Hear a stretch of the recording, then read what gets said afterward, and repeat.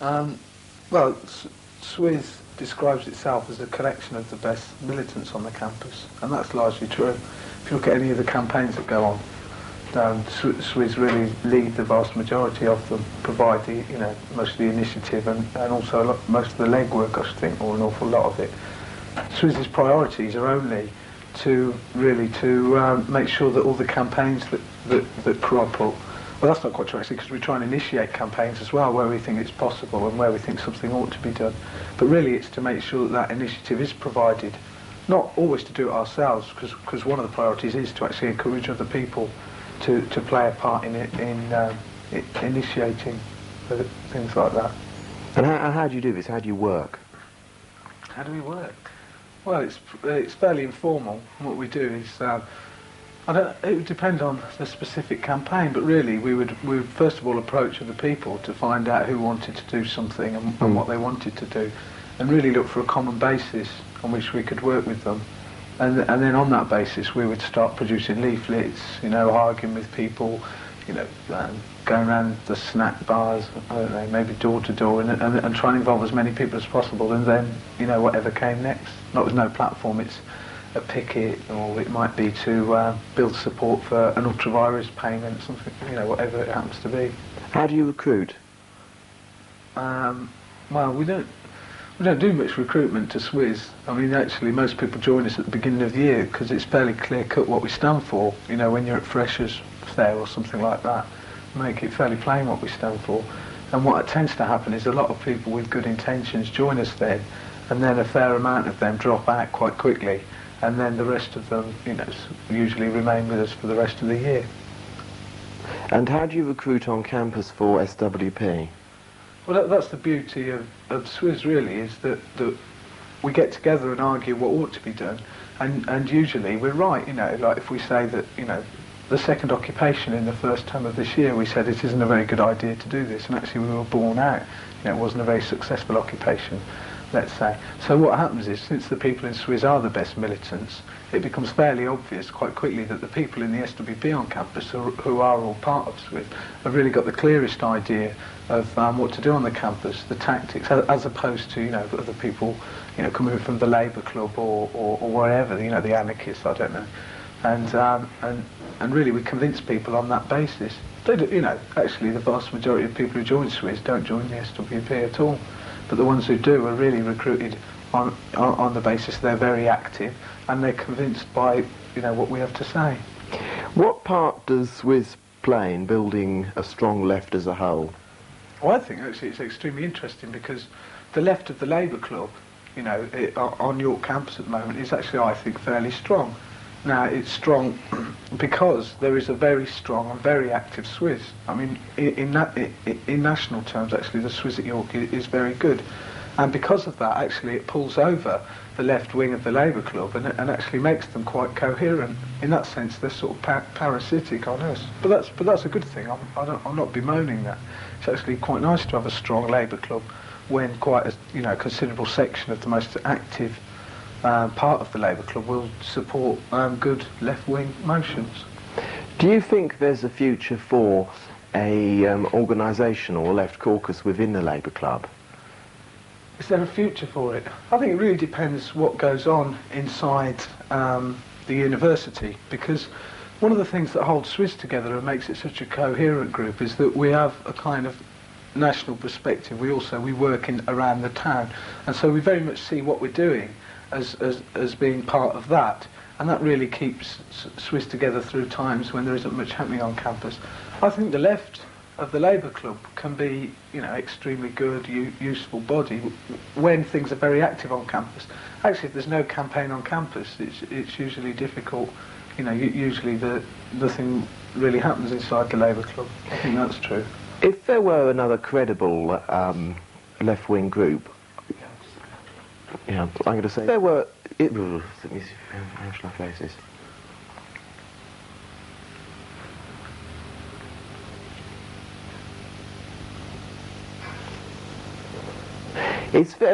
It's part of the success of SWSS due to the fact that there is not another credible left-wing far left-wing organisation, either within the Labour Club or outside the Labour Club at York. I mean, do you think part of your success is by default that you're the only representatives, organised representation of the hard left?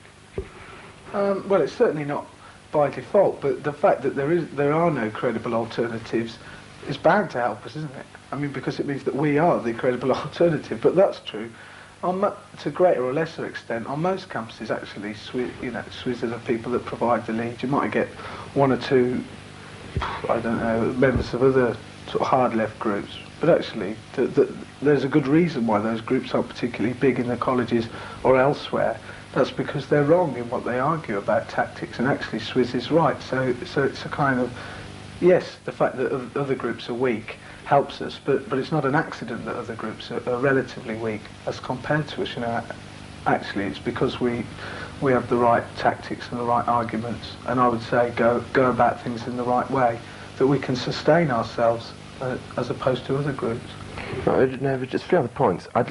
Could you describe how at York the miners' strike has affected politics, and what we've done at York over the question of the miners' strike? I mean, for pickets and that sort of thing. Well, that's quite a huge question, because the miners' strike really, it's not, it's not just wishful thinking on my part. Actually, it has a tremendous impact on campus politics, as on all politics, but even more so for students. Something that really symbolises it for me is a lot of students, you go on student demos now and people start singing, here we go, and all this kind of thing. And really that symbolises that in a sense what happened over the last 2 terms was parasitic on the miners' strike. And so at the beginning of the first term of this year, before the term started, we had a caucus of SWP comrades, and we talk about, obviously what it's going to be like on campus over the next term, decide what to do on the basis of that. And the thing that was obvious to all of us was that actually there'd be a very high level of activity. Now, Keith Joseph's proposals about grants and education in general actually, only sort of exacerbated that situation and made it even easier for students to get actively involved. And again, because we were there right from the beginning, we knew what to expect, so we knew how to build a campaign. It's because of that SWSS has actually grown very strong over the last year. As I was saying a couple of minutes ago, that's not an accident. Actually, it's because we were right to start with that we could build up that basis. The miners' strike, the first effect, if you like, of the miners' strike was the no confidencing of the 3 most senior union officers at the end of last academic year. Could you sort of describe what happened? Well, really, it's the usual thing where the executive actually get into a wrangle with the UGM because they're not prepared to do what a UGM mandates them to do. And whereas they're called an executive, they execute the mandates given to them by UGM. Now, in theory, that's true. In fact, as we all know, they're actually not prepared to do that. They really want an easy ride, and when it actually comes to any sort of trouble, legal or otherwise, they're going to back down really quickly. Now, SWSS and the SWP, say that about the vast majority of union bureaucrats, but what's really surprising is the amazing speed with which student union bureaucrats are prepared to do that. And what we saw last year, where the executive wouldn't carry out a mandate to make an ultra vires payment, and then there eventually no confidence, the policy was overturned, and eventually they're reinstated by a cross-campus ballot. I think we're about to see the same kind of struggle go on again with over no platform. But this time, I don't think the executive are going to have quite so easy a time of it in backing out. And I think actually, if we go about things the right way, we can defend no platform properly. What's the presidency of Jonathan Slater been like, and how have you considered him as a president? As a president, well, he's politically, I think he's all over the place.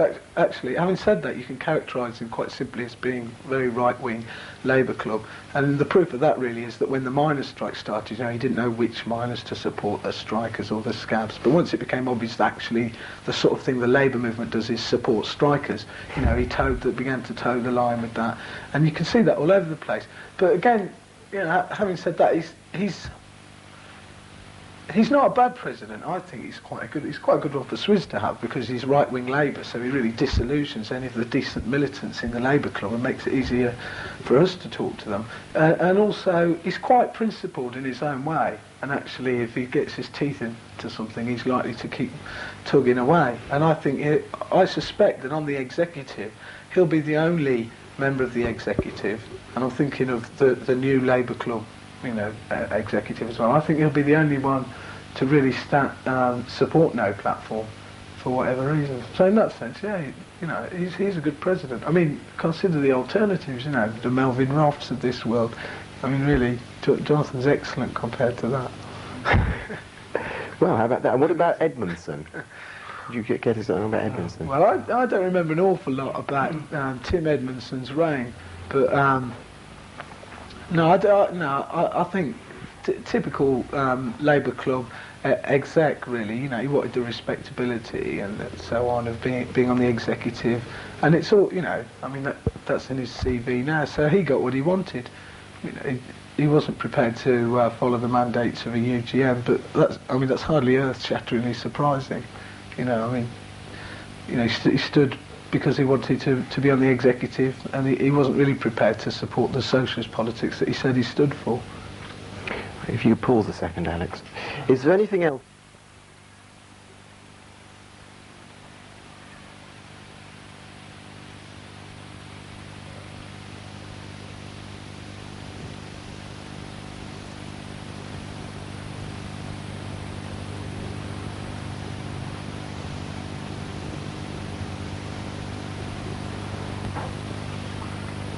Well, the people who are leaving us this year are only Alan and Judy, and the reason for that is that we've had such a successful year. We're a very big, very strong SWS, and so really we're not losing many of our active membership at the end of the year, and which really lays a great basis for us just to begin over again next year, because we've got some excellent people that joined the SWP and joined SWS, over the course of this year. I meant Cheryl from the Labour Club. It's absolutely, fantastic campaigner in the Labour Club, and she saw the light. But there's also people like Phil Jackson, first year, and John Forshaw, and there's loads of others. I mean, I've mentioned them all, but really that means that SWS can go on into next year and build hopefully an even bigger or at least an even stronger SWS. And I think that's quite important, because as everyone will agree, it's been a student here over the last year, the way that campaigns crop up, they actually require usually a very strong and committed response. I remember over the occupations, it was only because SWS mobilised that we went into occupation for the first time, even if only for the bureaucratic reason that actually, from the time we were notified there was this national student day of action to the deadline for calling an EGM in time was a matter of hours. And actually SWS got a motion in and called in and got an EGM raised in a few hours. And as I say, that's the reason that SWS exists. And with no platform going on at the moment, and probably continuing into next year, and with other issues likely to arise, it's actually as important as ever, if not more so, that students who do want to stand and defend their rights and the rights of others on campus, and also in towns and nationally, it's important that they get involved with an organisation like SWS. And the important word there is organisation. We don't have some kind of shallow moralistic response to these things. We actually work out how we can fight back in the best way possible, and we organise ourselves to do that, and that's why we're so successful, and I think that's why we convinced so many people over the last year. Okay, now one final question, and I only want a yes or no for this. I'm going to ask you, do you think now we have a stronger left than we have had done in recent times? Yes, absolutely. Excellent. Right. You